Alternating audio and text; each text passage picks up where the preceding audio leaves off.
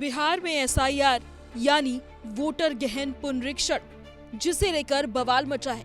मामला supreme court तक जा पहुंचा है, जिसकी लड़ाई लड़ने समूचा विपक्ष बिहार में एकजुट नजर आ रहा है।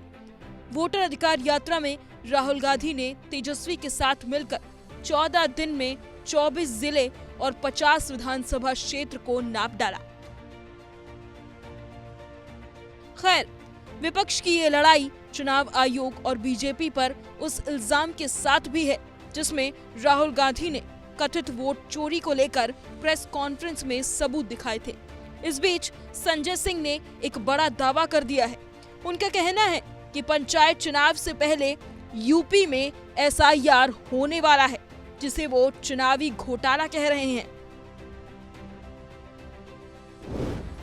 उत्तर प्रदेश में पंचायत चुनाव के पहले एक बड़ा चुनावी घोटाला करने की तैयारी शुरू हो गई है। और वो घोटाला क्या है? एसआईआर।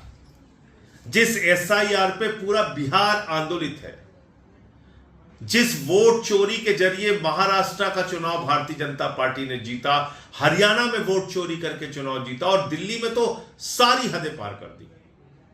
वोट चोरी, 42,000 वोट अरविंद केजरीवाल जी की विधानसभा में चुनाव शुरू होने से पहले काट दिए गए। हजारों हजार वोट 14 विधानसभाओं में भारतीय जनता पार्टी के चंद कार्यकर्ताओं ने दिल्ली के अंदर कटवा दिए। केंद्रीय मंत्रियों के घर में फर्जी वोट बनवाए गए। वोट का फ्रॉड करके, वोटर लिस्ट में फ्रॉड करके, वोट चोरी करके चुनाव जीतने का यह खेल अब उत्तर प्रदेश में शुरू होने वाला है। संजय सिंह ने तो बाकायदा आंकड़ों के साथ दावा किया है कि उत्तर प्रदेश में एसआईआर के जरिए करीब 1 करोड़ मतदाताओं के वोट काटने की तैयारी है, ताकि बीजेपी के लिए इस वोट चोरी के जरिए जीत की राह आसान हो जाए। पंचायत चुनाव के पहले पूरे उत्तर प्रदेश में 1 करोड़ वोट काटे जाएंगे, इस बात की चर्चा है। 1 करोड़ वोट, कल्पना कीजिए कितना बड़ा घोटाला करने की तैयारी है। इसलिए आप सबसे अपील करना चाहता हूं, अगर उत्तर प्रदेश के लोकतंत्र को बचाना चाहते हैं, उत्तर प्रदेश के चुनाव को बचाना चाहते हैं, अपनी पंचायतों को बचाना चाहते हैं, तो बाहर निकलिए, आवाज अपनी बुलंद कीजिए।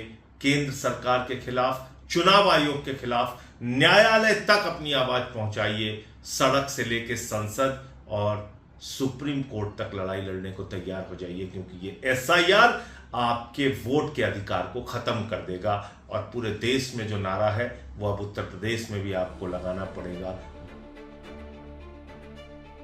दरअसल एसआईआर को लेकर बवाल इसलिए भी मचा है क्योंकि विपक्ष का आरोप है कि चुनाव आयोग इस विशेष गहन पुनरीक्षण की आड़ में पिछले दरवाजे से लोगों की नागरिकता की जांच कर रहा है। हालांकि चुनाव आयोग ने सुप्रीम कोर्ट में ये आश्वासन दिया है कि अगर कोई व्यक्ति मतदाता सूची से बाहर हो जाए तो इसका मतलब ये नहीं होगा कि उसकी नागरिकता खत्म हो गई है।